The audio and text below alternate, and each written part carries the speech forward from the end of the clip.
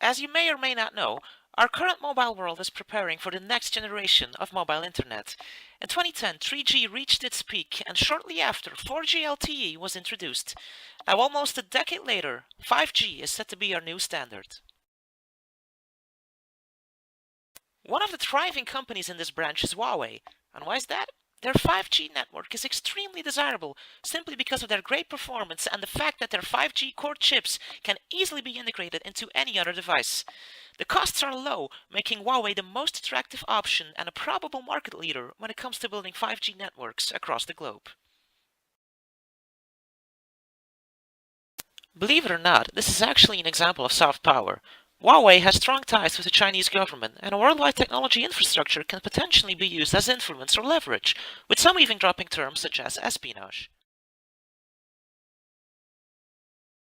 But what is soft power exactly? Where does it come from? How is it used? And why do we know so little about it? In 2010, Joseph Nye, former Assistant Secretary of Defense, described soft power as the ability to affect others to obtain preferred outcomes by co-option and attraction rather than coercion or payment.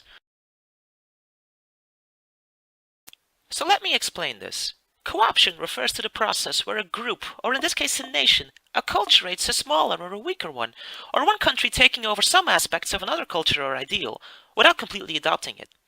Coercion, the opposite, can be defined as the practice of forcing another party to act against their will by the use of threats or force. It's a strong definition for a strong concept. Soft power is not neutral, and it's not always ethical either. It can be biased and used to try and manipulate sentiment. With potential wars between big powers being both undesirable and too expensive, soft power has become the new way of gaining influence in foreign policies and their mindset. It's important to make a distinction between soft power and its classic counterpart, hard power.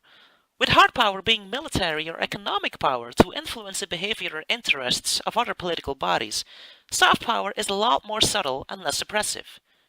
Joseph Nye also claims that smart power, a combination of both soft power and hard power, is the only efficient strategy that should be used nowadays.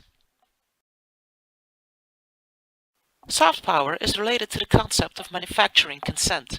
Chomsky and Herman described this concept in relation to the system-supportive propaganda power of US mass media. Another related concept is cultural hegemony, described by Gramsci. According to his definition, cultural hegemony is the domination of a culturally diverse society by the ruling class by means of manipulation. Being accepted as the norm is the goal. It's a lot of theory and even more concepts, so let's put them all into perspective. Let's go back to our original example of Huawei and expand our view a bit. As you might expect, we'll be focusing on China. Ever since Huawei announced their ambitious 5G plans, there have been many concerns about the company's network and phones. Some have implied that since Huawei is being funded by the Chinese government, their smartphones might include spyware, and the networks might include backdoors. It's a serious claim that hasn't been fully supported yet, due to the lack of public and tangible evidence. We can't deny that there are several links between Huawei's board of directors and the Chinese Communist Party, but Huawei hasn't been proven guilty as of yet. However, Western governments such as the US are now using their influence to demotivate the use of Huawei products in other markets as well. Another example, which can also be found in our course, is Chinese film to promote China and its culture worldwide.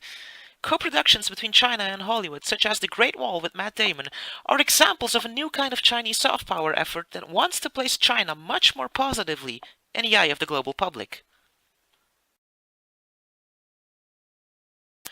China is also financing teaching programs in language schools overseas.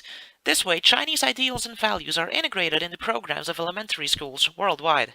The Chinese government also supports international students who want to study in China, providing free housing and education, as well as scholarships. By doing this, they hope to get these students to work with China in their later careers and be influenced by Chinese culture and ideals. All of these things are examples of the Chinese government using soft power to gain influence in foreign policies and ideals.